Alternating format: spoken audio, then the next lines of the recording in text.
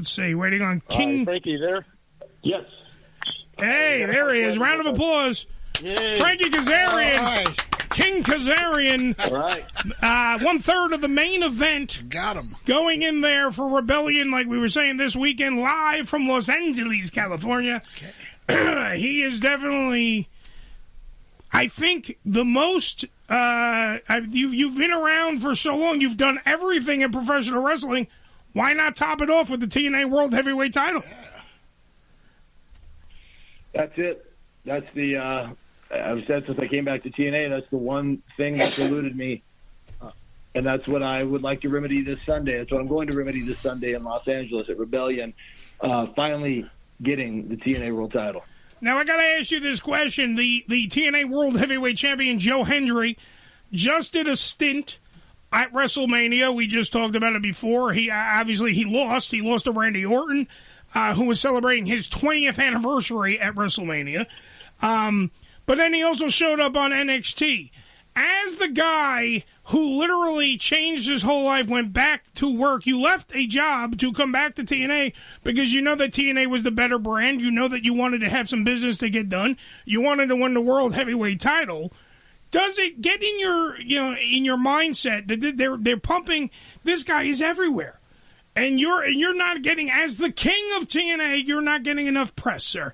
Is that pissing you off, quite frankly? Well, I'll never get the credit I deserve. I've come to terms with that a long time ago. I know what I bring to the table. I know what I can do when it comes to, in the confines of a wrestling ring. And look at Joe Hendry, what he's done, his meteoric rise over the last year has been phenomenal. We haven't seen really anything like it, since the Bill Goldberg days where somebody got that hot and just was so recognizable. But look at, I'll say this. I respect what Joe has done in terms of getting TNA's name out there. The TNA World Title was at WrestleMania. That's unheard of. Exactly. And there's certainly no shame. There's no shame to losing to somebody like Randy Orton, who, for my money, is one of those Mount Rushmore guys, one of the best to do it. The difference is, if Frankie Kazarian was in that spot, he would have won the match. That's all I'll say. Well, that's what I'm saying. If they did not have, maybe they lost your number. I don't know. King Kazarian should have been in that spot, right? You would think that someone else. He's got a lot of Joe Hendry's got a lot of stuff on his plate right now. He's doing a lot of stuff. Main eventing this pay-per-view, by the way, but also NXT superstar, All Ego Ethan Page, the other third of this three-way dance that is going on at the pay-per-view this weekend. Like, there seems to be, you're the odd man out. Because you're calling your shot, are you turning in the trophy, are you going out there to do it? But why aren't you getting the press? This is what I don't understand. I want you to get more press. You have done so much in this industry. It seems to me like they're focusing on Joe, they're focusing on Ethan Page, but my king, my lordship, the man who is also the bass player of Gutter Candy, is not getting his accolades, his flowers, as they say. Why is that? What do you think it is? Do you think that they're overlooking you, or do you think that they're underlooking you? Look, and I'll say this. I said this a couple weeks ago on Impact. When a man loses the illusion of being loved, he becomes a beast that cannot be conquered. I have no desire to be loved or for accolades or for attaboys. I have a desire to be the best and to be the TNA World Champion. And that's exactly what I'm going to be. Joe Hendry is, he's had a lot of great moments. He's had the Rumble appearance. He's had multiple NXT appearances. He was at WrestleMania. I'm glad he's had those moments because that's about to end for him. His reign is coming to an end. Let him have those moments. Let him be a viral sensation because I didn't get into pro wrestling to be a viral sensation. I didn't get into pro wrestling to be a hit on social media. I got into pro wrestling to get it done between those ropes. And between the three of us this Sunday, I'm the better wrestler. Both guys are incredibly talented. They bring a lot to the table. Ethan Page is somebody who I've sung the praises of for years. He's a phenomenal talent, but they're not on my level. I'm going to prove that this Sunday at Rebellion in Los Angeles. All right, so let's fast forward a little bit. Let's look at you now win. You beat the viral sensation, the king of song style, as I call Joe Hendry. You beat the NXT guy, because quite frankly, that's what they're looking at, this spotlight on NXT. You beat that guy. You beat Ethan Page. You're now the TNA World Heavyweight Champion. What's next for Frankie Kazarian? You won the title. Who do you want to take on? Who's the dream match? Because now, with the working relationship with the WWE and NXT, you got the cream of the crop. You got the pick. You got your choice. So who do you want, and who is going to be the first title defense for the King? Sure. I mean, there's so many guys that certainly deserve a world title spot. There's so many guys like myself that have been waiting and out there grinding and hustling and have done everything they can to earn a title shot, but for whatever reason they haven't got it yet. When I look at first and foremost the TNA roster, I look at somebody like a former champion and a guy who I think is one of the best we have, a guy like an Eddie Edwards or a guy like an Eric Young or someone like a Steve Macklin who just became international champion. Everybody's on my radar. I know our locker room very well. In terms of other companies, since we have this relationship and since crossing the line has become a thing, I have no problem taking my title that I'm going to win on Sunday to NXT. I have no problem taking it to WWE. I have no problem putting on the line against an old friend like an AJ Styles or somebody like a Randy Orton. Look at anybody that wants to be TNA champion can come at me because I am winning this title because I'm the best person to represent this company. I've been here longer than anybody. I predate anybody in this company, and I'm the best wrestler on the roster, and I'm going to be the best wrestler of the match on Sunday. Absolutely. Remember, by the way, that crossing the line came way before some forbidden door. Cross the line was something that was out there from TNA from day one. They definitely know how to showcase their superstars, showcase the guys that go out there, like you're saying, like Kazarian. I call him King Kazarian. The rest of you can call him Frankie Kazarian. This man has grinded his way. He's been in tag teams. He's been in singles superstar. He was in Fortune, if you remember that, by the way. All the stuff that this man has done, he's been there since day one. He used to be known as the future. But right now, he's the present because he is a gift. He's a gift. This is going to be pure, solid wrestling, man. This is not going to be your run-of-the-mill match. Because think about it. Like you were saying, old ego Ethan Page, outstanding talent. Definitely going to be a guy that can take a few bumps. He's going to go hardcore. He's going to get fist to face. He's not going to be kind of outshined by other people. So he's going to go about his business. You got the world heavyweight champion, Joe Hendry, who you got to figure, is Kazarian right? I think the King might be onto something. Is he more worried about being a viral sensation than he is the world champion? But he's definitely going to bring it. So that at Rebellion, the second of the third is going to be a big deal. And the top man, Frankie Kazarian, of course, King Kazarian, is definitely going to be the guy that outshines wrestling-wise at that match. So top to bottom, that main event, definitely worth the price of admission. It is this weekend, 4/27/25, live from Los Angeles, California. Now, by the way, the card is stacked. Rebellion is a big pay-per-view. It will be something that everyone will be talking about on the next day. Now, that's your wrestling side. I would like to dabble into something, too. I want to get people to know King Kazarian or Frankie Kazarian.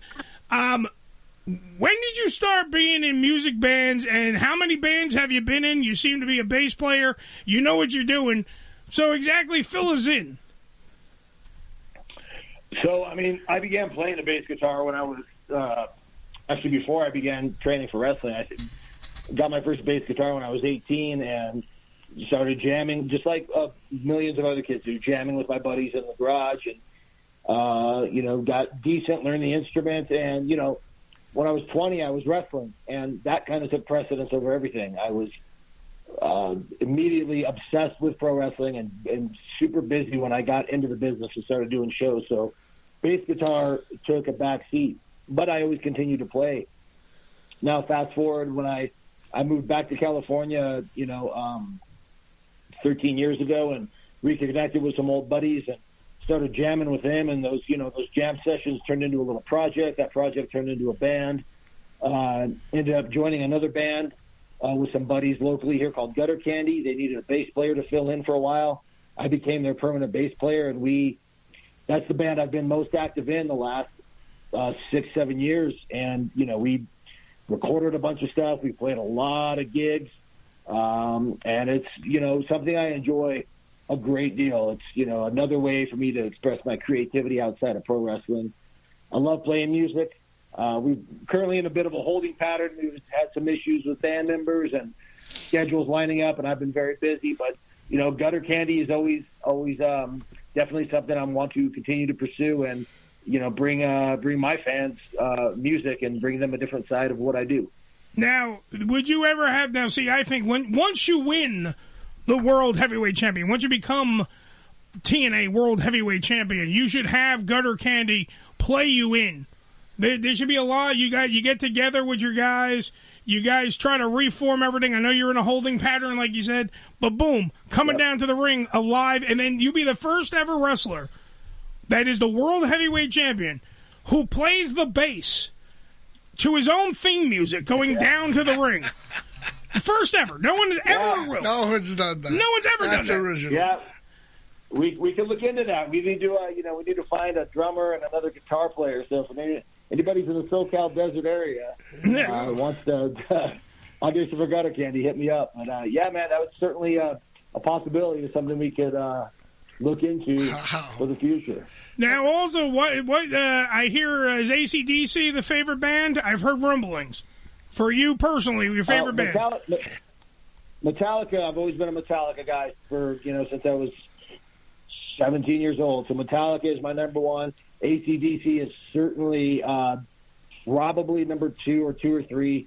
One of my favorite songs is "It's a Long Way to the Top If You Want to Rock and Roll." Nice. That's kind of been the theme song. That's been the theme song of my journey. Certainly, because it's been 27 years and it is a long way to the top. But this Sunday, I'm going to rock and roll. All right. So, as the musician that you are, let me ask you this question, because this is always debated: best wrestling theme song, and then crappiest wrestling theme song. Who do you think has the crappiest? Let's start with crappy. Crappiest wrestling theme song that you've ever heard on the way to the ring, somebody coming out there and you're like, this is horrendous. What was that one? I mean, there's been a lot of real bad ones, but I don't want to hurt anybody's feelings. I will say this. This one was crappy, but it was perfect for the act. Okay. If anybody remembers the Right to Censor's theme, was just this annoying siren. Mm-hmm. It was terrible. It was annoying, but it was perfect for that act. And Stevie Richards is a friend of mine, and I thought he did an outstanding job in that role. And I thought he was an incredible heel, and I thought that act kind of got cut a little short. I think they could have had a better run. But that was certainly crappy because it was very annoying. But having said that, it did its job. Yeah, certainly did its job. And Stevie Richards, one hell from dancing Stevie Richards to the guy that ran Right to Censor, outstanding talent both in the ring and on the mic and selling a character. So I agree with you. Totally crappy. You win that one. Give me the best one you got though. This is always like a very tough question. My current music, in my opinion, is the best. My song, Kings of the Asylum, but I'm going to take myself out of the equation. All right. I can go a lot of different ways because I've had a lot of really songs that I think are really, really cool. It's hard to not say Triple H is the Game by Motorhead because it's friggin' Motorhead. It's got Lemmy in it, yeah. It's got Lemmy in it. That's the band I use, Bill Campbell and the Bastard Sons, that's the guitar player from Motorhead, so there's a Motorhead connection there. It's hard not to say that one because it's incredible music and it's Lemmy and it's Motorhead. I also, if I want to do some honorable mentions, was always a huge fan of the Doctor of Styles flick. I love Jive Soul Bro. That's a great song. It's a good one. I love the Ultimate Warrior song, as most kids that grew up when I did do. Yeah, that's, I loved, here's one that I don't think gets enough love, is Demolition's theme song. It was so heavy and driving. That song was a little bit ahead of its time, and it fit those guys perfectly. That's one that I don't think people talk about enough. Well, anybody wearing leather chaps to the ring, let me tell you, your song better be heavy. You better be. I'm telling you right now. Trouble. Yep. Yep. By the way, we're talking to King Kazarian. 1/3 of the main event, TNA Rebellion, live on pay-per-view this weekend from California. And then also, by the way, later on, May 1st, there is a live, that's right, live, TNA Impact, live from the Brand Event Center in Irvine, California. And then the next day, there's a taping. So that would be the day that Frankie Kazarian, a.k.a. King Kazarian, a.k.a. the Lord Thy Rock, would be able to come out there and showcase his newly won TNA World Heavyweight Championship. All right, we talked about the music. We talked about you being the World Heavyweight Champion. If you had a dream match with anybody, living or dead, I mean, if they're dead, it's probably going to be an easy win, but living or dead, who would you put up there on your card? Again, that's I've been asked that before. That's such a difficult one to answer, but I mean, like, I'm going to go with guys that that certainly the match wouldn't happen. I would love to have wrestled my trainer, Killer Kowalski. That's one. Oh, very nice. My favorite wrestler growing up, another guy who I think is incredibly underrated, Tito Santana. I would love to put Tito Santana in the ring with me. I got to actually meet him this weekend and tell him how much of an inspiration he was to me. He's a wonderful man. Mm-hmm. Guys like that, guys like Bret Hart, Kurt Hennig, Shawn Michaels, Bobby Eaton, the workhorses, Rick Rude. Those are the guys that I looked up to, and those are the guys that I would love to, in an alternate universe, have the opportunity to stand across the ring from those gentlemen. Well, that's the thing. You can tell by the reason why I asked that question. I know that every wrestling guy asks that question or whatever, but the only thing is, you learn because you from the names that you have thrown out. You mentioned a very key word, workhorse. You are a workhorse wrestler. You put in the time. You put in the you took on Josh Alexander for the World Heavyweight Title. That match was on, not on one of the bigger cards. It was on one of the smaller TNA cards. And let me tell you, was to me match of the year candidate because you brought your A+ game, and that's the thing. You can tell by who you idolized and then you wanted to be or wrestle. That's the kind of wrestling that you bring towards when you're performing on the big stage. You definitely have a little bit. You got the technical stuff. You have some lucha libre. You got all kinds of styles mashed together in King Kazarian. So good job on that, Frankie. Good job.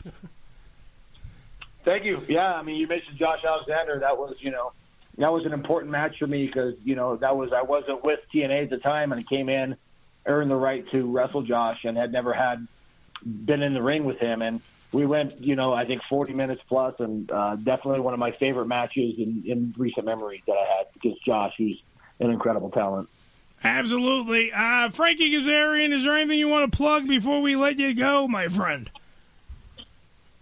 I mean, first and foremost, the most important thing going on this week and the most important thing going on in pro wrestling this weekend for sure, Rebellion pay-per-view April 27th from the Galen Center in Los Angeles.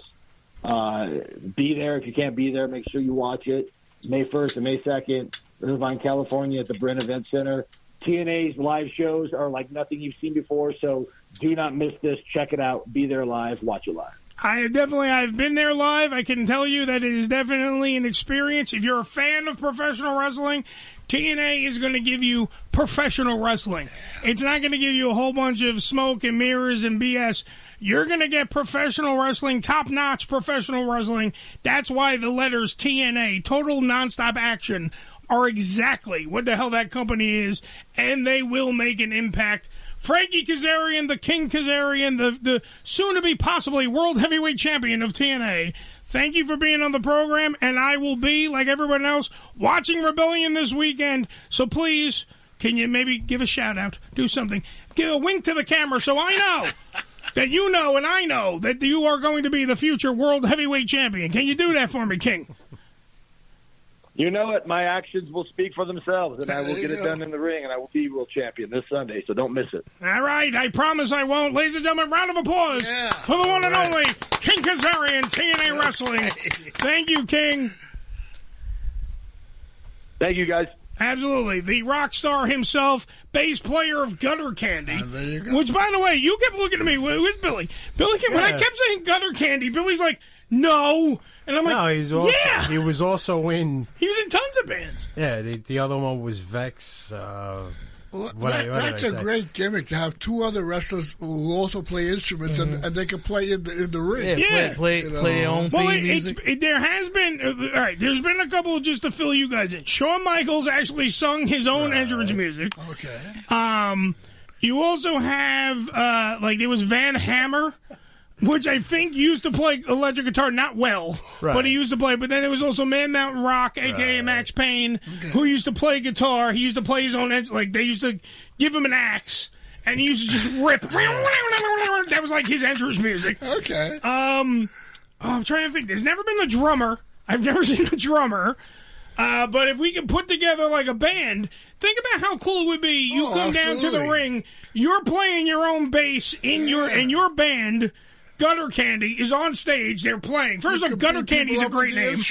Yeah, that's a great name. But see, then you got to go back to the Honky Tonk Man or Jeff Jarrett, who used to bash guitars. They do the El Kabong over people's heads. Yeah, but that song was actually sung by was El Kabong or Honky Tonk? No, the song that he came in with when he came into Jarrett. the WWE. Yeah, that was him. No, that wasn't him. Oh, no, singing. it was Jesse James. Correct. A.K.A. the real Double J, A.K.A. Jesse Armstrong, A.K.A. the Road Dog, Jesse James. All that. There's a very musical side to professional wrestling. Yes, the WWF used to put out albums. Yes, for fuck's sake. They had Pile Driver was an album. Not? The guys get popular, they get a name. People want to listen to that shit. And look, and some of those songs have now become, to make a pun, immortal. William Shatner made an album. William Shatner. Leonard Nimoy, too. But, I'm the Rocket Man. Spock sings. All right, we should go to a break. We need to go to a break. We do need to go to a break. We have to regroup. We got to get stuff later on in the show. Drew Davis from the Crippling Hot Sauce Company, cripplingcompany.com. 5% of the proceeds go to cerebral palsy. It doesn't go right to cerebral palsy. Fuck research. Cerebral palsy. It goes to the research.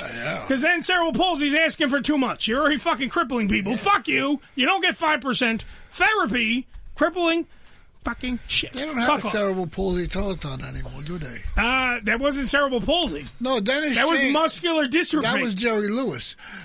Dennis James did it for cerebral palsy. Did he? I'm pretty sure. Joe, I never believe anything you say. I don't either. Just so you know.